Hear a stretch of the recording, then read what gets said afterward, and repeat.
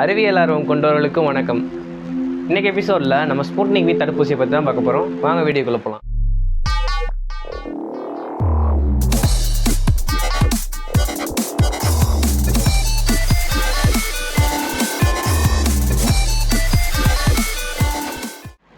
போன vaccination series பார்க்காதவங்க மேலே ஒரு லிங்க் தரேன், அதில் போய் கிளிக் பண்ணி பார்த்துக்கோங்க. கொரோனா வைரஸ் எதிர்த்து முதல்ல பதிவு செய்யப்பட்ட வேக்சின்னா ஸ்புட்னிக் V. இதை எப்போ செஞ்சாங்கன்னா ஆகஸ்ட் 1, 2020 செஞ்சுட்டாங்க. அதாவது கிளினிக்கல் ட்ரையல் எல்லாம் முடிச்சுட்டு மக்களுக்காக போட தொடங்கின ஆண்டு நவம்பர் ஆயிடுச்சு, ஆகஸ்ட்லேருந்து. ஆனால் முதல்ல பதிவு செஞ்சது ஸ்புட்னிக் V ஆகஸ்ட் 1 பதிவு செஞ்சுட்டாங்க. உலகத்தோட முதல் கொரோனா வைரஸாக ஸ்புட்னிக் V இப்போ வரைக்கும் இருக்குது.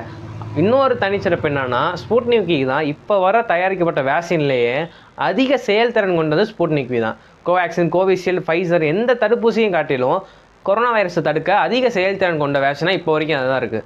எந்த அளவுக்கு அதோட எஃபிஷியன்ஸ்னா 91.6%. இந்த பெர்சன்டேஜ் இப்போ வர உள்ள எந்த வேக்சினும் பீட் பண்ண முடியல. அந்த அளவுக்கு ஒரு எஃபிஷியன்சி மிக்க ஒரு வேக்சின் தான் ஸ்புட்னிக் V. ரஷ்யாவில் தயாரிக்கப்பட்ட ஸ்புட்னிக் V இப்போ 68 நாடுகளில் பயன்படுத்திகிட்டு இருக்காங்க.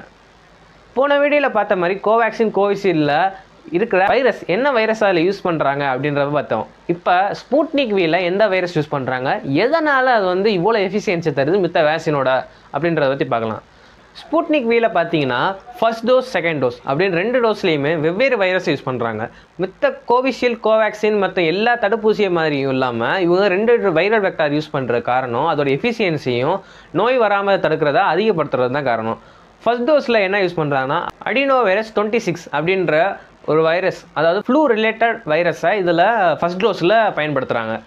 செகண்ட் டோஸில் அடினோ வைரஸ் 5 அப்படின்றது இதுக்கும் ஃப்ளூ ரிலேட்டடான அதே மாதிரியான ஒரு ஃபேமிலியில் உள்ள வைரஸை தான் அடினோ வைரஸ் 5 அதை தான் செகண்ட் டோஸ்லேயும் பயன்படுத்துகிறாங்க. இதில் அதை ரெப்ளிகேட் பண்ணாமல் எதுக்கு தடுக்கிறாங்கன்னா கெமிக்கல் யூஸ் பண்ணி அதை ரெப்ளிகேட் பண்ணாமல் அந்த வைரஸை தடுக்கிறாங்க.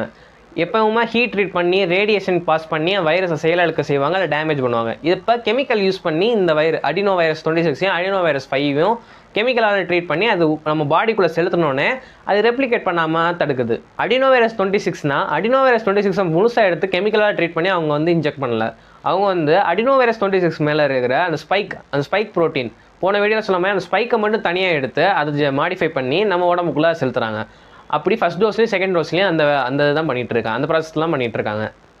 ரஷ்யாவை உண்மையிலே நம்ம பாராட்டி தான் ஆகணும். ரொம்பவும் குறைஞ்ச நாளில் ரொம்பவும் செயல்திறன் மிக்க ஒரு வேக்சினை நம்ம உலகுக்கு கொடுத்துருக்காங்க. இப்போ வர லேட்டராக வந்த வேக்சின் கூட அந்த அளவுக்கு எஃபிஷியன்சி தரதில்லை.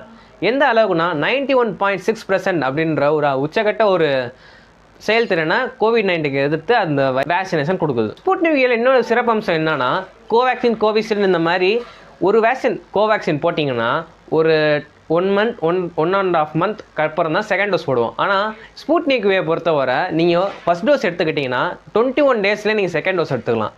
அந்த அளவுக்கு மிகவும் எஃபிஷியன்சி மிக்கவும் உள்ள வேக்சினேஷன் தான் ஸ்புட்னிக் V.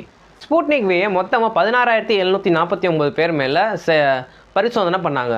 அதில் எல்லாருக்குமே ஃபீவர், இந்த உடம்பு கை காலில் மூட்டு வலி, இந்த மாதிரி கோவேக்சின், கோவிஷீல்டு ரிலேட்டடான அந்த சிம்டம்ஸ் எல்லாமே இந்த ஸ்புட்னிக் V போட்டதுக்கப்புறமும் அவங்களுக்கு இருந்திருக்கு. மறுநாளே அவங்க அதிலேருந்து மீண்டுட்டாங்க. அவங்க பாடி 91.6% அளவுக்கு கொரோனா வைரஸை எதிர்க்க தொடங்கிடுச்சு. அடுத்த வர வீடியோவில் சைனாவில் இப்போ புதுசாக ஸ்ப்ரெட் ஆகிட்டு இருக்க மங்கி B வைரஸ், குரங்குலேருந்து பரவக்கூடிய B வைரஸ், அதை பற்றி நம்ம பார்க்கலாம். உங்களுக்கு அந்த B வைரஸை பற்றி தெரிஞ்சுக்கணும்னா கீழே கமெண்ட் செக்ஷனில் சொல்லுங்கள்.